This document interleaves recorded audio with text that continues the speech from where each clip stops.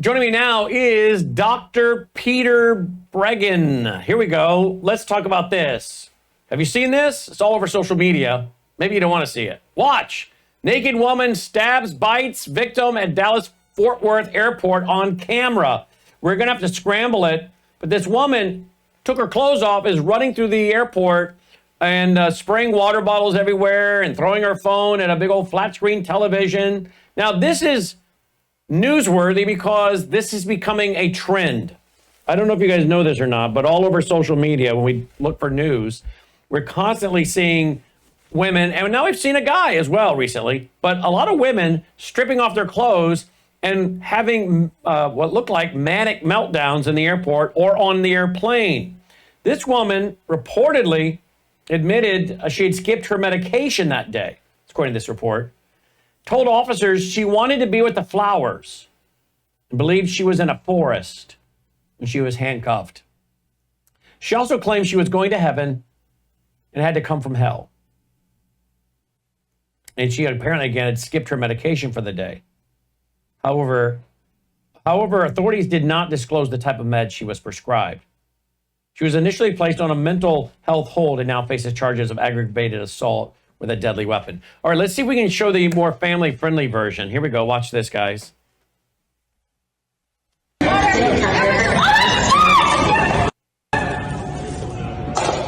No way. Stop.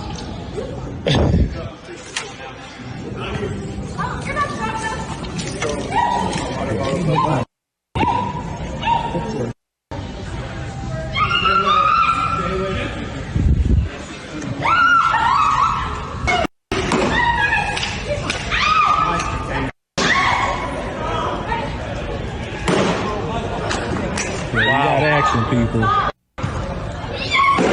Oh, she that her up.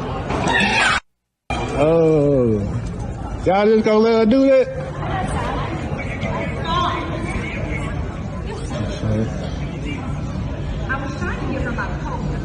Wow, that's so disturbing on so many levels. But this again is a trend. Okay, let me show you another one. This one, okay, this is a Southwest Airlines flight forced to return to the gate earlier this week after a naked woman began screaming. This one's also scrambled. This happened on around March 8th. Oh.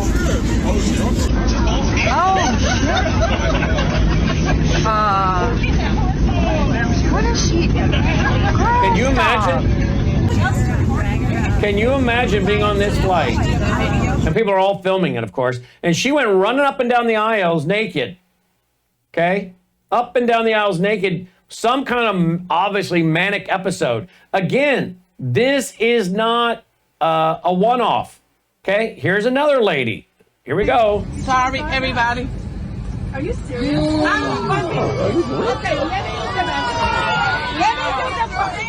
I don't give a. Okay, we'll stop it right there because I don't want all that cussing on the network. Hopefully we didn't get any of that on there.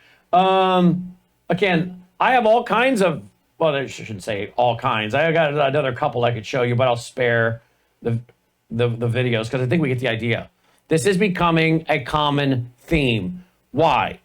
Now, I'm not a doctor. We're going to go to the doctor, Dr. Peter Breggin. But remember Dr. Thorpe and Dr. Thorpe doing a study, and I think Dr. Breggin was involved, showing that a lot of these people that have had the shots and multiple boosters are starting to show signs of not being able to connect reason, logic, and context. Some of them are having suicidal thoughts, depression, psychotic behaviors.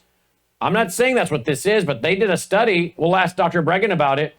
But are we seeing an increase also of people who, well, as that girl, according to the article, missed her meds that day? Joining me now is world-renowned psychiatrist and New York Times bestseller, Dr. Peter Breggin. Welcome back, Dr. Breggin. Thanks for being with us. Really good to see you. What do you make of these videos? Well, you nailed what they are. They're manic episodes, and they are the result, most likely, first of women getting all these antidepressants, and also of the COVID vaccines, which are not vaccines, they're jabs that send the spike protein of COVID across our blood-brain barrier to cause hemorrhages, small, tiny hemorrhages in your brain that won't even be picked up on an MRI necessarily or on anything else. So we've got two causes at least, but then we can look at the biggest picture, which is the general poisoning of our population, which Bobby Kennedy is talking about as a Secretary of HHS now. I see this frequently, believe it or not, in minor forms in my practice as a psychiatrist over the years. And people really I do not believe they have volition, that these people have lost volition. Maybe a very, very big shock, like a burning building, they might get enough sense to run out of. But it would take something really large to disrupt that behavior. As you saw a policeman trying to disrupt some behavior, he managed to get her away from one place, she went to another place.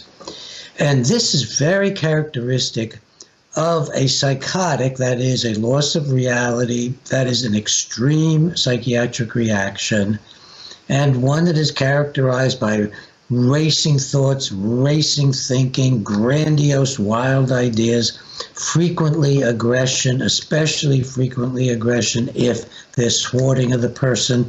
So that policeman was very wise about not getting involved any physical restraint on her till he had many more people to help and then could possibly calm her down. This used to happen very few times. When I was in my training, we might see one person like this a year.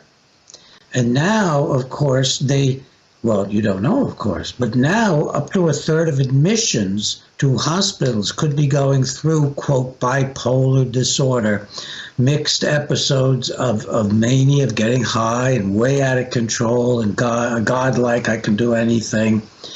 And then sometimes often alternating with depression. But it's almost always caused nowadays by the antidepressants, sometimes the stimulant drugs, and sometimes street drugs, including many of them that have stimulants in them, but more and more, including from James Thorpe's research. I'm one of the authors, he's senior author, in which he went and examined all the reports over a period of time to the CDC from the COVID shots, and compared to the other vaccines that have been used for decades, and compared to the flu vaccine, much higher psychiatric events taking place. And among those events, you get mania and bipolar, as well as a number of other things. Wow. I would say by the way, just so that people don't think we're picking on the women, the New York Post reported on a guy back in February of 2024 naked in the Florida airport.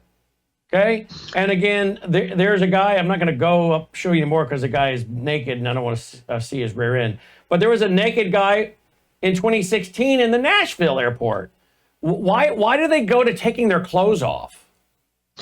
I don't have a specific answer.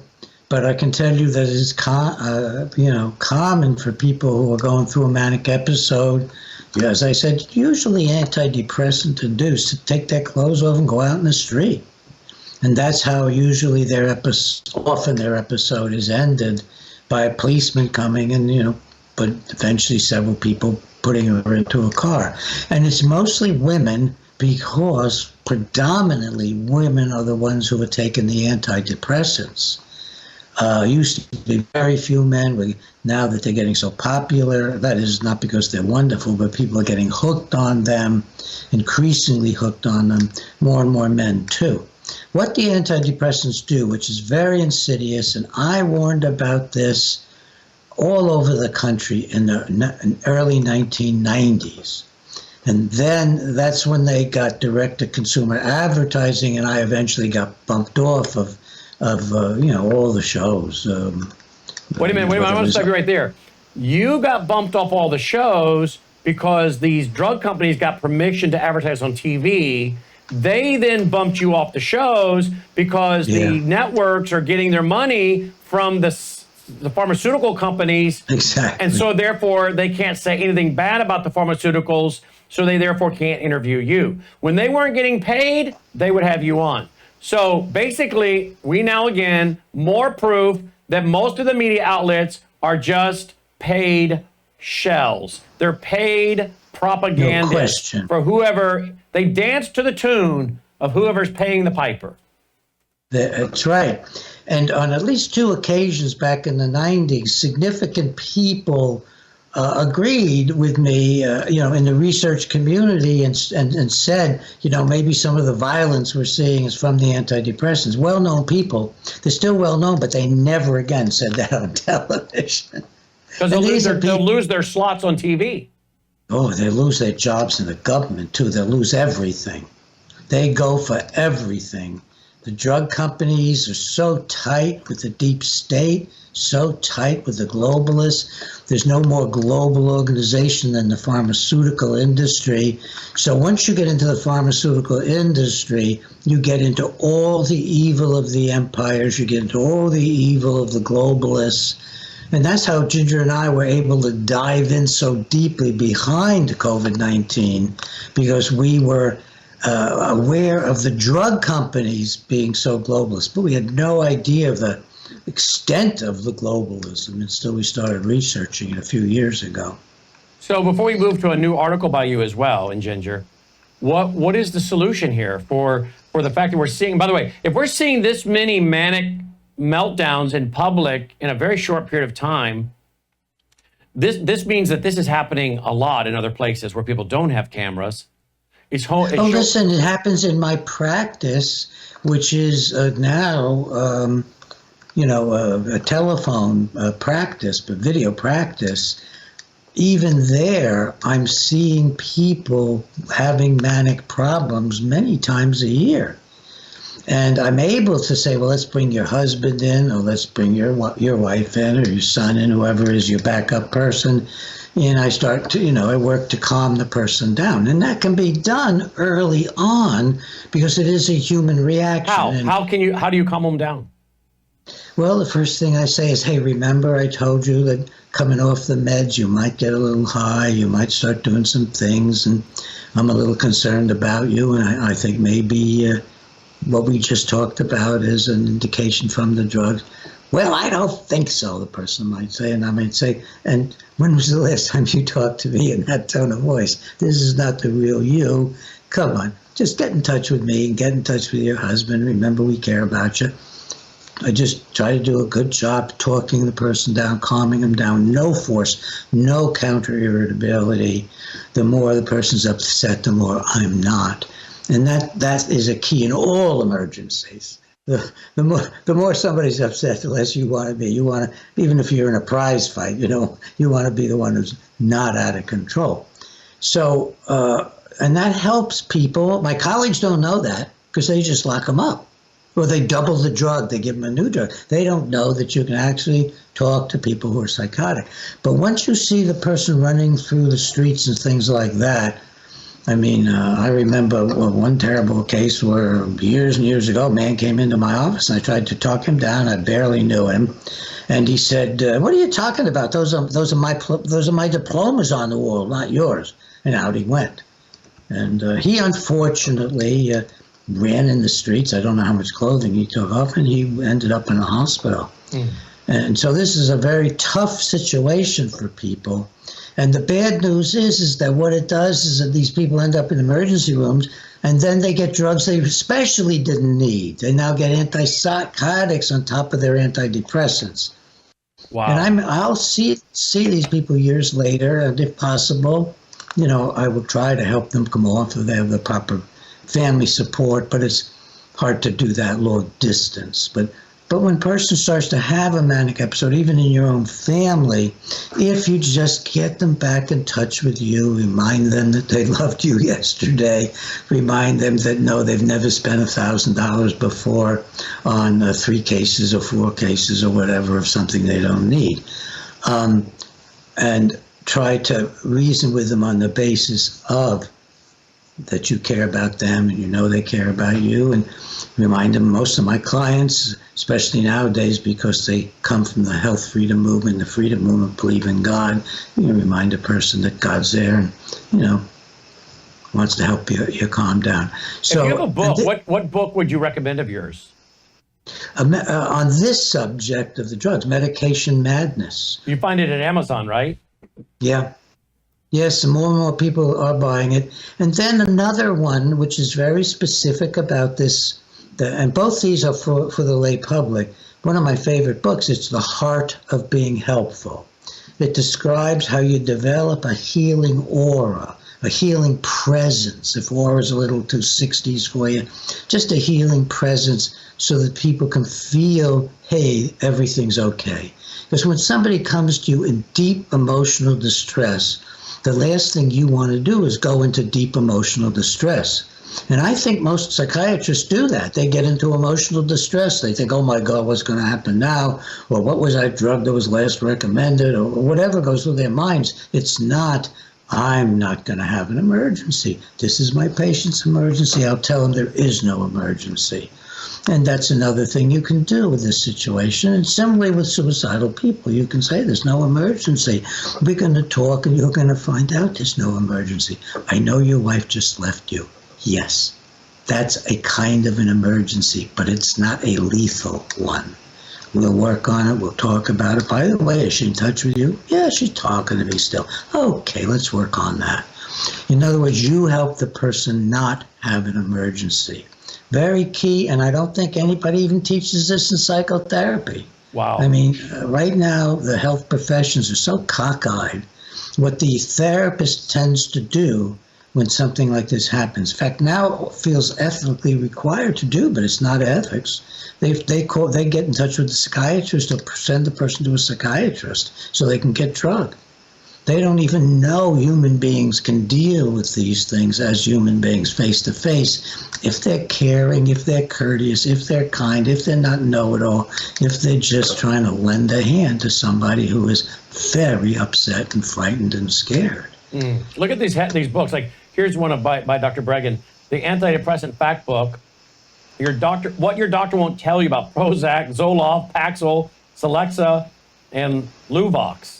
I haven't even heard of a couple of those. You've got the other ones. They're all SSRI antidepressants, and they are just really distressing people. Lexapro's another new one. They're really people. I didn't mention this. People can't stop them often by themselves because they go into withdrawal and they have a terrible time, and they think they can't do without the drug, but that's a lie. They're having withdrawal. Well, here you got one right here on that psychiatric drug withdrawal. A guide for prescribers, therapists, patients, and their families. That's the best book for getting help and coming off of these drugs. Here's how bad it is, Brandon. No other psychiatrist has written a book on how to come off psych drugs. They don't want you to. It's just like the food industry. The food industry makes you sick, keeps you addicted to drugs. I'm very sad to say that's psychiatry does it even worse. They give you things that don't help you, but they get you feeling you must have them because when you stop them, you suffer. Yeah. I want to go to Worldview Tube real quick, guys, here. You don't have to show it. Let's see here. Dr. Peter Bregan. I just want to put your name in. I want to see how long have I been interviewing you. If I can't find it. Oh my gosh. If I can't find it, I'll have Logan look. But I've been interviewing you. I'm guessing 90s. Yeah, a long time. I've been interviewing Dr. Peter Bregan a very long time. I don't know if it's going to show up here, Logan, or not, how long I've been interviewing him. But it goes back. I found one there that's 2018. Here's one 2013. So I don't know if it goes back further than that. But I've been interviewing you a very long time. That's for sure. Folks, by the way, that's one of the benefits of the vault. Because the things that Dr. Bregan was talking to me about in 2013, I'm just going to pull this one up because I have it here in the vault. Let's see. What were we talking about? How to get people off psychotropic drugs. The dangers of psychotropic drugs. Yeah. So, I mean, going all the way back to 2013. So that's all in the vault. All right, let's switch real quick. And by the way, go to Amazon. Let me just go back here real quick to Amazon and just show you the string of his books, all right? He has so many of them. Just type in Dr. Peter Breggin into the search box for Amazon, and you'll find he's got so many books. And I don't even think this is all of them. But there you go. There's a lot of books here. Very prolific writer. I mean, we're still scrolling, folks. We're still scrolling. So there you go. Check it out, Dr. Peter Breggin. All right, let's flip to an article you and Ginger have written. Here it is. Patriots in the Belly of the Beast. America First Against Four Empires. Tell me about this, please. Well, it's the first thing that's really a new advance on our big book. You know, you always promote that big book, COVID-19 and the Global Predators. We are the prey. And the one theme that I was working on in that book and did not elaborate on is that the global predators are largely organized in empires. And people are not allowed to think about empires nowadays any more than they are about conspiracies.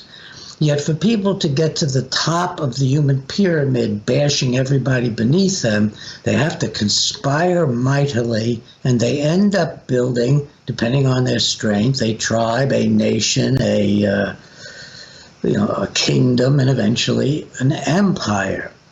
And the U.S. originally was the only exception to this, in that it was a large government that said, our goal is not to build an authority over you. You are not subjects. Our goal is to protect us, all of us. We're all in this together, and we are for liberty, and we have a constitution. That's why we're called a constitutional republic, not a pure democracy. Democracy doesn't necessarily guarantee you be safe from the crowd or the leader of the democracy. We're actually a republic or a constitutional democracy where freedom is the central theme, even ahead of democracy. Freedom. So there are things you just can't do to other people in this country. They're against the law. The government can't do them. Supreme Court can't do them. There's a Bill of Rights saying they can't do them. Now, we were the first country to ever do that, and we were immediately attacked, of course, by Great Britain. And then the only reason France helped us, because they're another nasty empire, was to help defeat Britain. There were empires all around us. The Dutch helped us with money, but only because they wanted to defeat they were an empire. They wanted to defeat the British Empire. And then there was the War of 1812, where England attacked again. Empires have always been against our constitutional republic. And then I'll say in a word, that after World War II, we were so powerful, we became an empire. This confuses people. We developed hundreds of military bases around the world. We took over some islands. We didn't take up huge amounts of land, took over some islands, put military bases on them, started attacking people. I mean, war under every single president until Trump. Trump's the first president since World War II. I think we didn't start another war. And we went into inflation. We went into the wars. We went into overspending. We became oppressive, but it failed. Our empire really got weak. We spent too much money, we had too many wars, we had too much inflation, we disillusioned too many people. And that's when we began to be taken over by the Western global empire. And that's the belly of the beast we're in now. And it was Biden's America. Biden is a globalist. Yes. Pretty much every president since George Washington became more and more of a globalist. George Washington's amazing farewell address at the end of his 8 years says, releasing this with caution and care, I have the most important thing to tell you, don't get into entangling alliances. Don't even make foreign friends because they'll be your enemies or they'll make enemies for you. Build our own constitutional country without these involvements. And until Donald Trump came along and gave his amazing, I hadn't thought about bringing this up, 2019 address to the UN, where he said to the nations of the UN, stop your globalism, build your sovereignty.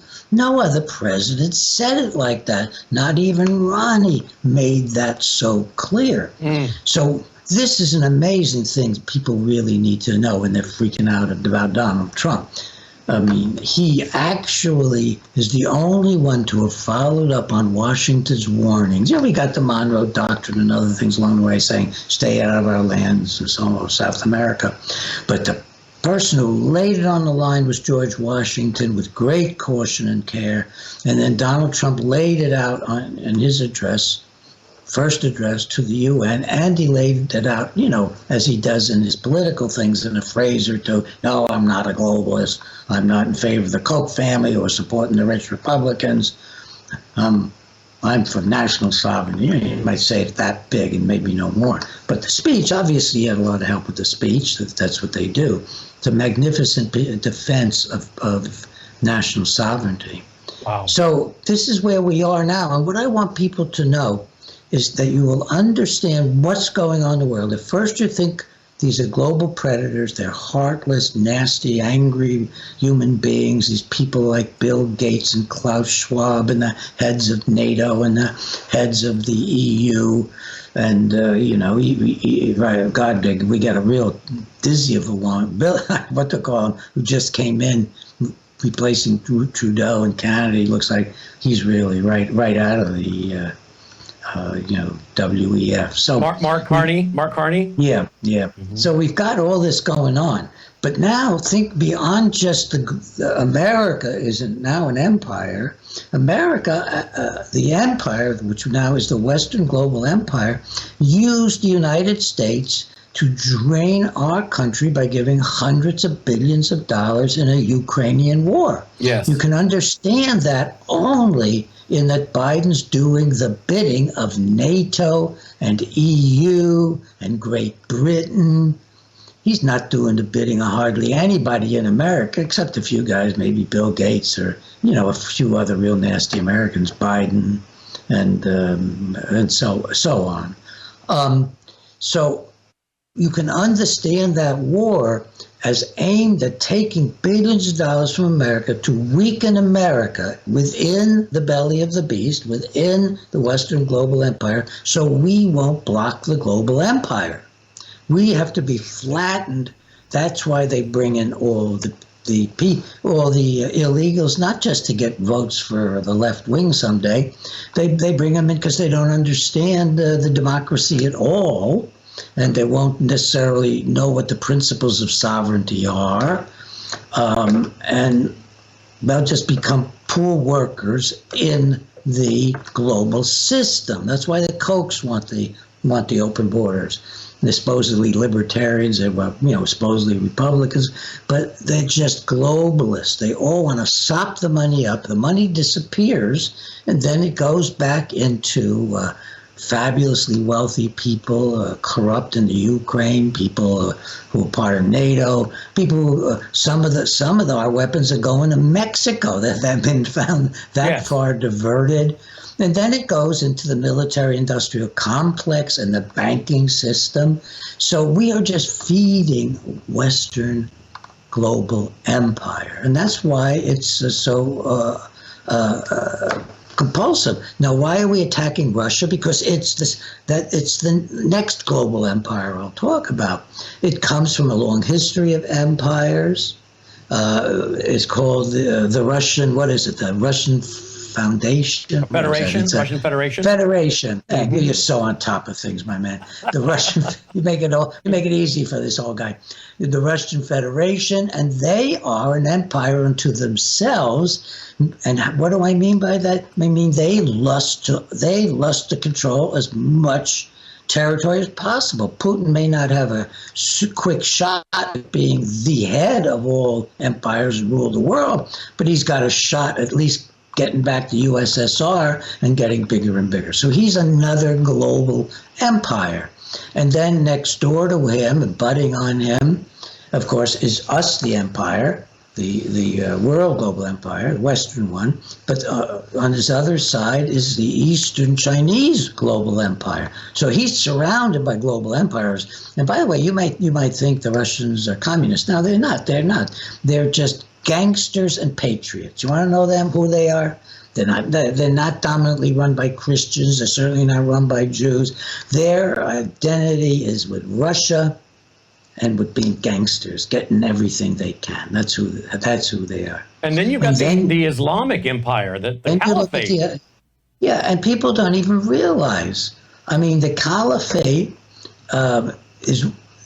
has so many nations in it. It is one of the largest land masses in the world. But in the past, and people don't know this, in the past, the Caliphate for a time was the largest empire in the world, and it was squeezing Germany from the east and the west so that Europe was almost gone until the fight started back and pushed them back.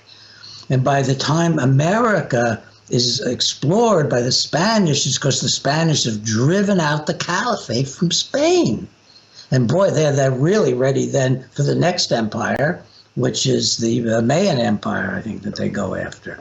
So it's all about empires, and they don't want you to know that. And the Caliphate, supposedly the Caliphate was closed down back, I don't know, it was 1970s or something, by the head of the Turks. The Turks. He thought he was the head of the Caliphate, so he said there is no more. I'm secular. But the guys who are trying to destroy Israel, they all think they're fighting for the Caliphate. They want to go and clear out the world of Israel. That's exactly right. And take over as a caliphate. And they want to do it in Europe, and they want to do it in America. They're setting up Sharia law in America, in Great Britain, in Europe. And, not facetiously, some of the leaders have said, and by the way, we're not going to have to fire a shot because we're reproducing in Europe so much faster than Europeans are. We're just going to take over. Wow. The article is right here.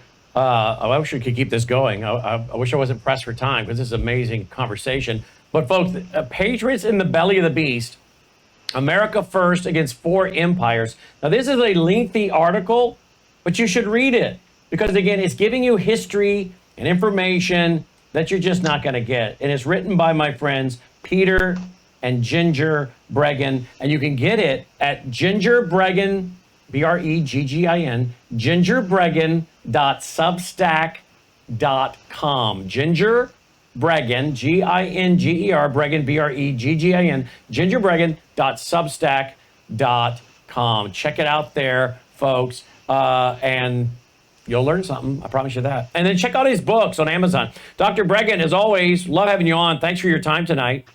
Thank you for letting me speak to the world about this. You're one of the few truly honorable and so informed people. You were on this stuff while I was still just thinking about the pharmaceutical industry. This is a great man, folks. You're very kind. Thank you. And greet Ginger for us. Yes. Dr. Peter Breggin checking in. Check out the article by both of them there. Patriots in the belly of the beast, America first against 4 empires.